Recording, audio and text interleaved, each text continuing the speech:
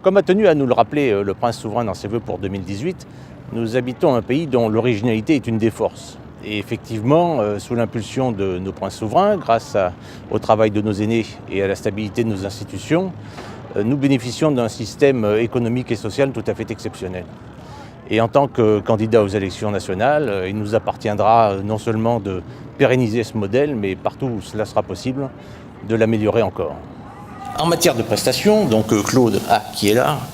en a déjà parlé, nous allons pérenniser, nous veillerons à ce que le régime de retraite de la fonction publique soit pérennisé à un haut niveau. Et surtout, nous proposerons donc la création d'une caisse autonome qui sera financée au départ par un transfert d'actifs du fonds de réserve constitutionnelle et qui sera ensuite abondée chaque année par l'État et par les fonctionnaires, de manière à ce que notre régime de retraite des fonctionnaires ne soit pas, comme l'ensemble des autres sur la planète, un formidable pyramide de Ponzi.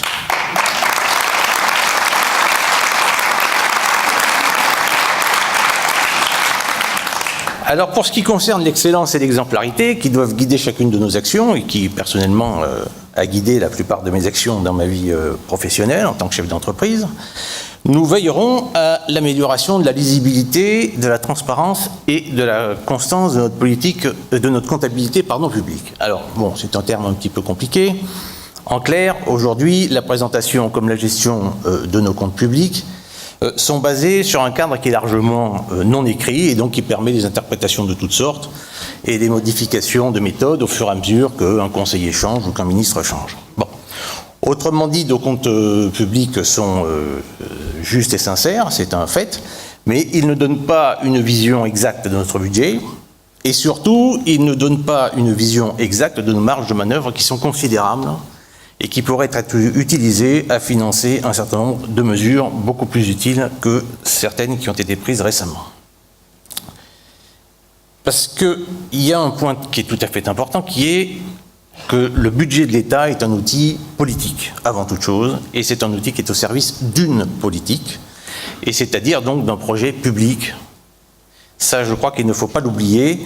Et dans ce cadre-là, pour que effectivement un budget soit utile, il doit être sincère, lisible, pensé bien en amont du vote, et lorsqu'il a été voté, il doit être exécuté de A à Z avec la plus extrême fermeté. Donc nous veillerons donc dans un premier temps à ce que les transferts d'actifs entre le budget et le fonds de réserve constitutionnelle cessent totalement, et plus généralement que les recommandations de la Commission supérieure des comptes soient appliquées beaucoup plus strictement.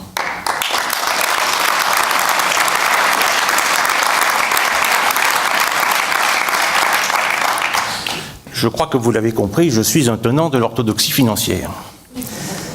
Puis sur la mandature, nous travaillerons en étroite collaboration avec le gouvernement à la définition d'un cadre précis de comptabilité publique, prenant en compte nos autres propositions dans ce domaine, et notamment la création d'une foncière d'État, c'est-à-dire une société anonyme monégasque, qui regroupera tous nos biens immobiliers de rapport, et ce qui permettra de donner à la présentation de nos comptes